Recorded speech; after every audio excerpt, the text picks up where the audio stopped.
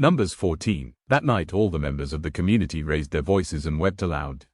All the Israelites grumbled against Moses and Aaron, and the whole assembly said to them, "If only we had died in Egypt, or in this wilderness. Why is the Lord bringing us to this land only to let us fall by the sword?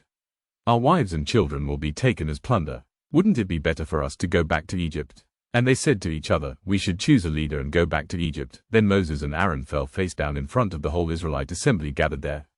Joshua son of Nun and Caleb son of Jephunneh, who were among those who had explored the land, tore their clothes and said to the entire Israelite assembly, "The land we passed through and explored is exceedingly good.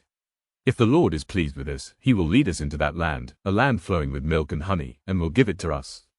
Only do not rebel against the Lord, and do not be afraid of the people of the land, because we will devour them.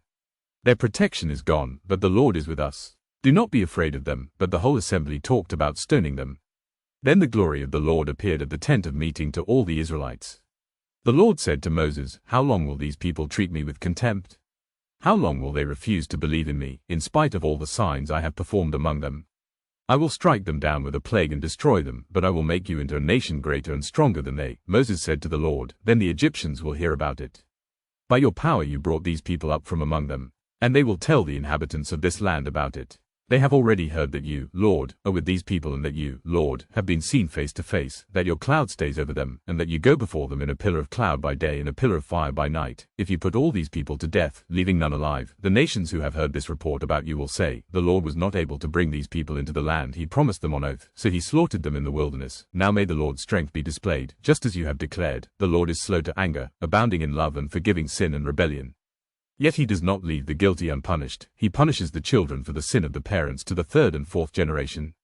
In accordance with your great love, forgive the sin of these people, just as you have pardoned them from the time they left Egypt until now." The Lord replied, "I have forgiven them, as you asked.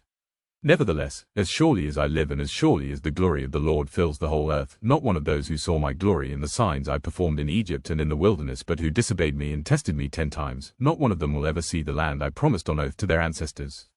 No one who has treated me with contempt will ever see it.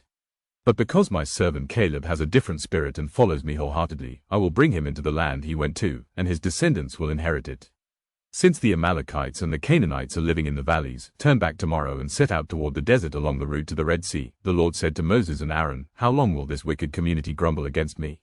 I have heard the complaints of these grumbling Israelites. So tell them, 'As surely as I live, declares the Lord, I will do to you the very thing I heard you say. In this wilderness your bodies will fall, every one of you 20 years old or more who was counted in the census and who has grumbled against me. Not one of you will enter the land I swore with uplifted hand to make your home, except Caleb son of Jephunneh and Joshua son of Nun. As for your children that you said would be taken as plunder, I will bring them in to enjoy the land you have rejected. But as for you, your bodies will fall in this wilderness. Your children will be shepherds here for 40 years, suffering for your unfaithfulness, until the last of your bodies lies in the wilderness. For 40 years, 1 year for each of the 40 days you explored the land, you will suffer for your sins and know what it is like to have me against you. I, the Lord, have spoken, and I will surely do these things to this whole wicked community, which has banded together against me. They will meet their end in this wilderness, here they will die." So the men Moses had sent to explore the land, who returned and made the whole community grumble against him by spreading a bad report about it. These men who were responsible for spreading the bad report about the land were struck down and died of a plague before the Lord.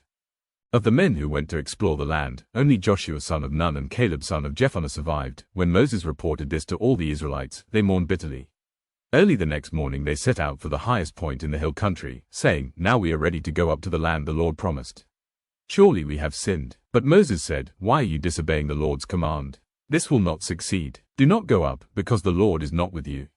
You will be defeated by your enemies, for the Amalekites and the Canaanites will face you there.